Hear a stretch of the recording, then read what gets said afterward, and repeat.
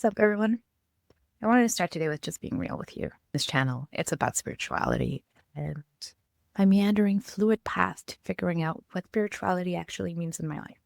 I had an awakening a couple of years ago where my life imploded and exploded and got repieced together. I went from being a deeply religious Christian Orthodox person to becoming a staunch atheist because as I grew up and became a teenager and saw how difficult my life had been, how unfair the circumstances and cruel the world had been both to me and to itself, I thought there's no way a God would allow this. Later on, I couldn't deny some of the weird, wonderful, mystical things that people were reporting, and so I softened my position. I thought, well, you know what? Maybe I don't know everything, but I can't say that I believe anything either. So I became agnostic. And just when I was in the very pits of my life, when I was faced with a health diagnosis, I really had to take a hard look at my life and see some of those patterns that were recurring and that were making me truly unhappy. I kept living a life that was designed for someone else, somebody that actually wasn't me at my core. I did all the right things. I went to school. I got a graduate degree. I got married. I had kids. I got a stable 9-to-5 job. I started climbing the ladder, bought a house. We had on the outside what anybody would recognize as a successful life.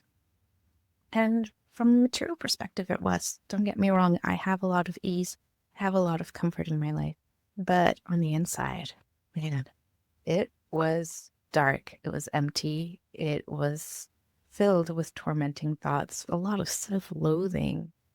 Because as I kept pushing, as I kept trying to drive forward with these material ambitions, these external goals, sacrificing what truly on the inside brought me tremendous joy, what my heart would sing about and be happy about, and ignoring those because they weren't socially acceptable, because they were weird, because I felt that I'd be judged, because my peers who I'd gone to school with definitely would look down and criticize me because I'd seen them do this to others. And so I didn't want to be on the other side of that criticism. Heck, I did it.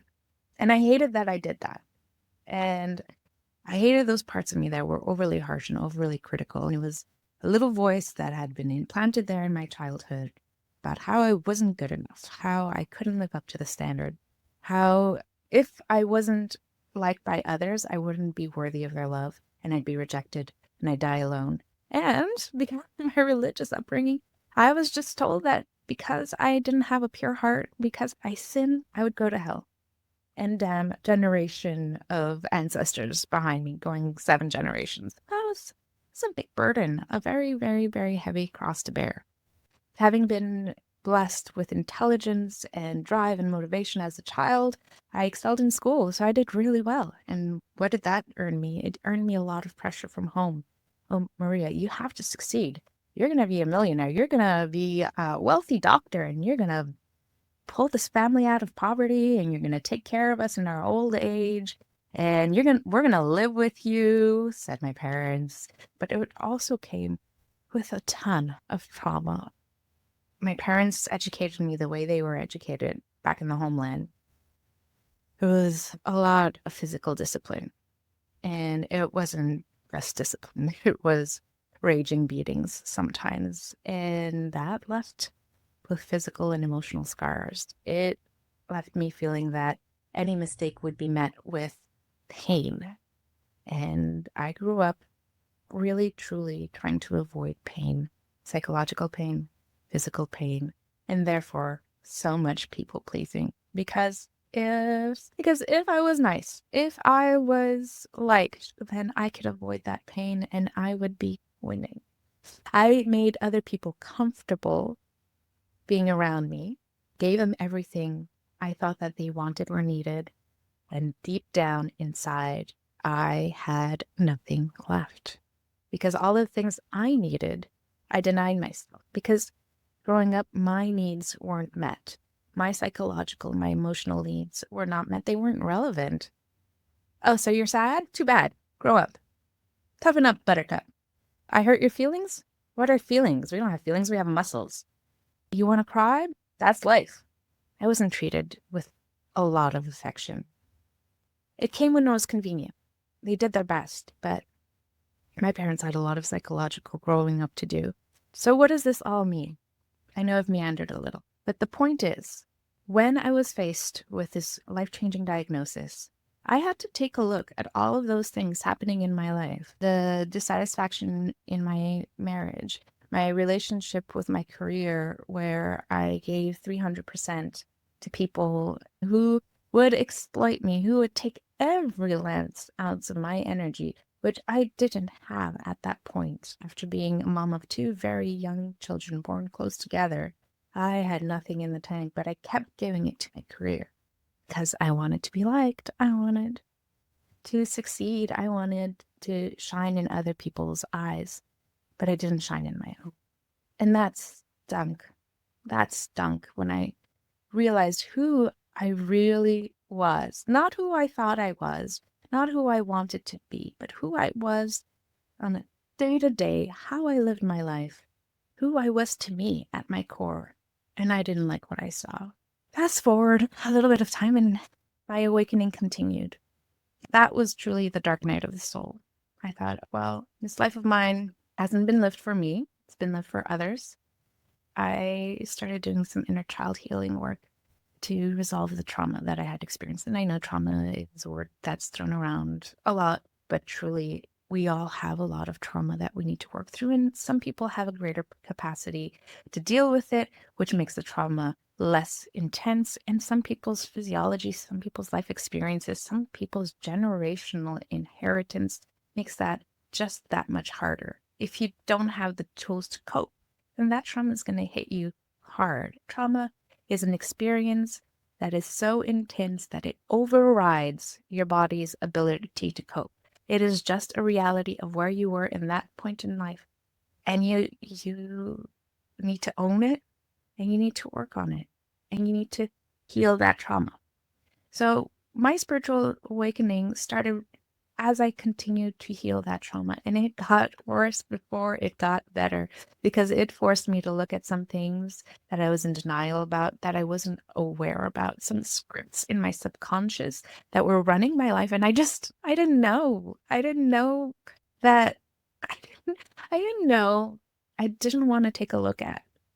And because I didn't want to take a look at, and you can look at my video about shadow work right here, I really struggled with avoiding places, situations that made me uncomfortable because my body had learned to defend itself.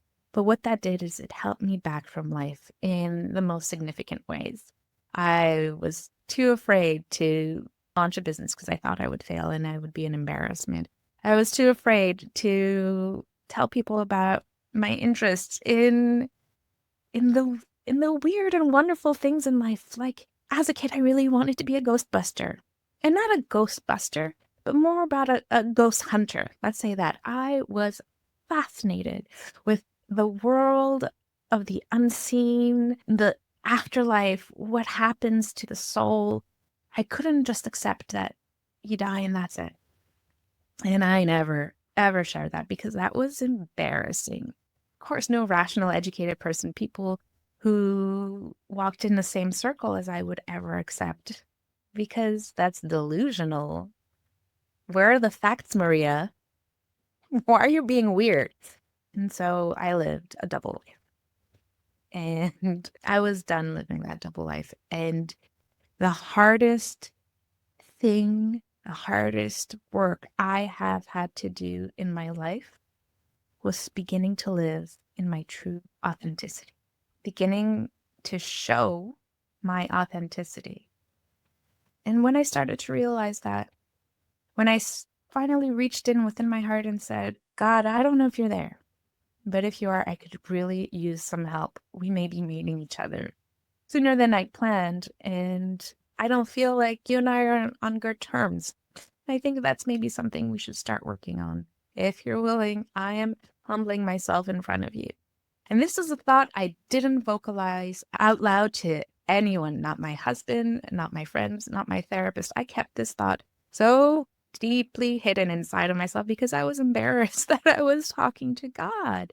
Because rational people are in my mind, in my deluded mind, I thought that rational people, educated people, understood, had an understanding that was just a way to deceive yourself, to soothe yourself, but really you're just talking to yourself. And come on, grow up, right? Get to terms with reality, or whatever reality is. Well, I started those prayers, and I started to pray, and it wasn't Psalms, it wasn't the Our Fathers, it was just my soul, my heart reaching out. Anyone who would listen and say, I can't do this anymore. I need help. I started seeing synchronicities. Things started to happen. I spent a lot of time on YouTube to try to escape the 3D reality of what was happening around me, the pandemic, the kids, the work, the marriage falling apart. I escaped in YouTube a little bit. And what did I start seeing? I started seeing videos that I had never searched for. I hadn't put up spirituality related topics, nothing of that sort. But what came up? It was an hour and a half recording of a conference with 4 or 5 speakers on the stage, and it was hosted by one of the actors from the Monty Python comedy group. And I thought, oh, that's interesting. I just read the title, something about past lives and the science behind past lives. And I thought, oh, that's curious that this actor who's well known is hosting this. So let's just see what this is about. And scientists who had been doing years of research who are talking about their lived experience in their scientific work of having encountered people who talked about their near-death experiences, who had physically died, their hearts had stopped, the brainwaves done, clinically dead, and within minutes, dozens of minutes, some even hours of being dead, suddenly came back to life.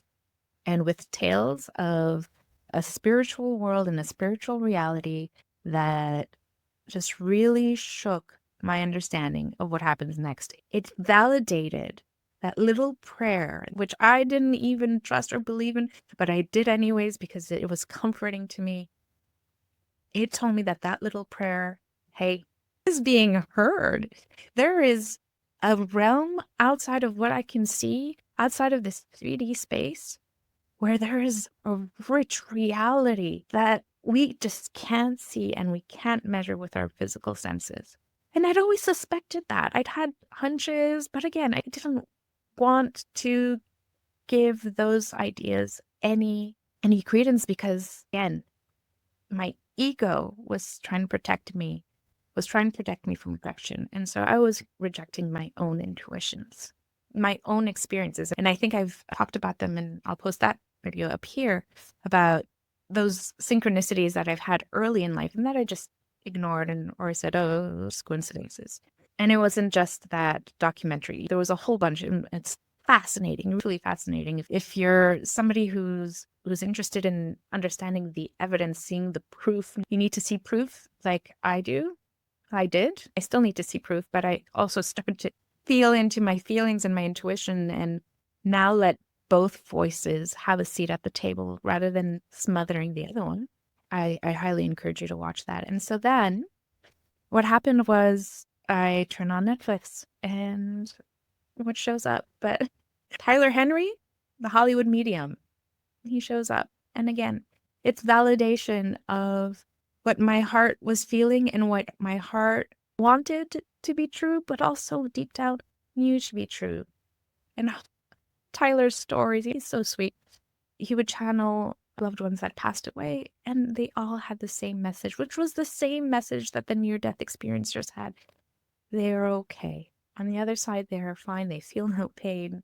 They have no regrets. They're at peace, a lot of peace. And they may recognize the mistakes that they've made in life.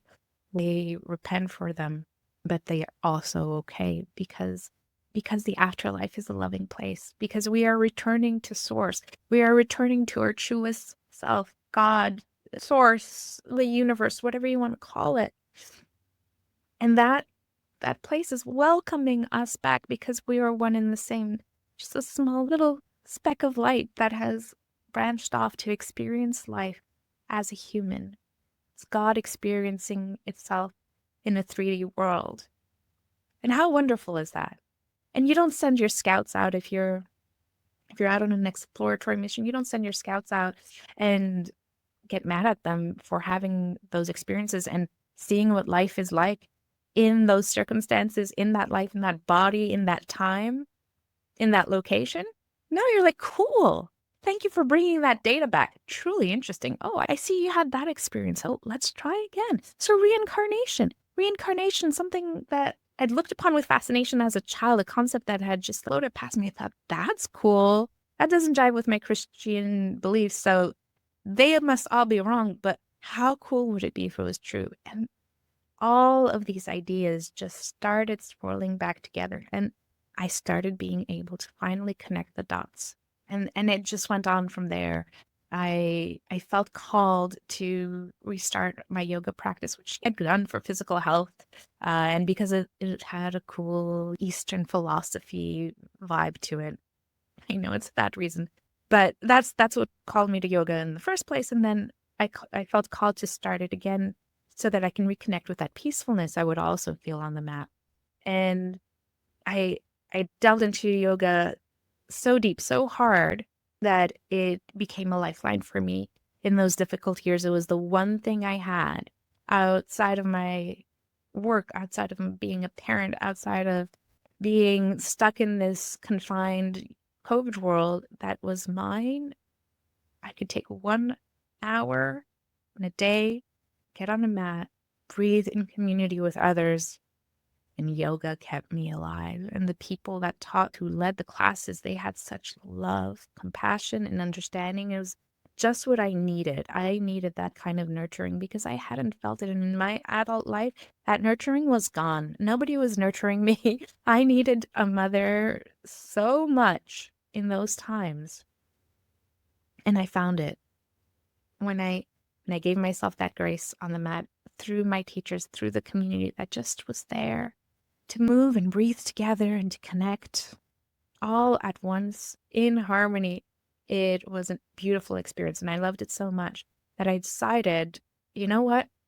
As weird as it is, at the time, I'm a 36-year-old mother of 2 young children. I am overwhelmed at work. I don't have a moment to breathe, but I am going to take a 6-month or 7-month teacher training course with intensive weekends, and I am going to learn everything I can about yoga. I don't know if I'll ever teach it, I told myself, but I want to understand it. What is it about this that makes me feel so whole, so safe?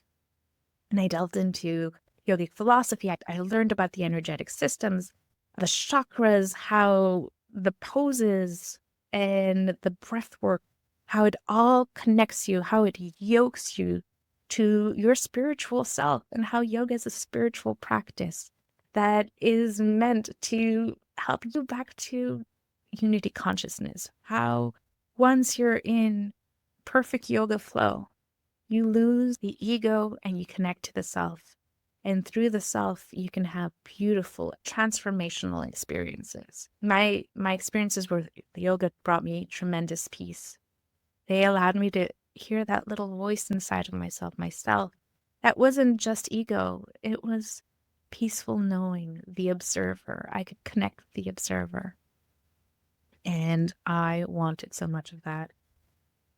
I learned about meditation. I learned how to guide meditations. I learned also about the physical poses and how the alignment helps chi, the prana, flow better. One step after the other, the winding spiritual path. That's what it led me to next. And so I'm building the spiritual toolkit. So to bring it all back around, I thank you for bearing with me if you've stayed and you've watched this long. This channel is about not just my experiences with spirituality and what led me down the spiritual path, but I'm here as somebody who is a former skeptic, as somebody who is continuously discovering themselves through spirituality, which to be lived needs to be practiced. And I want to share all the practices that you can add to your spiritual toolkit so that you can live a more fulfilled life.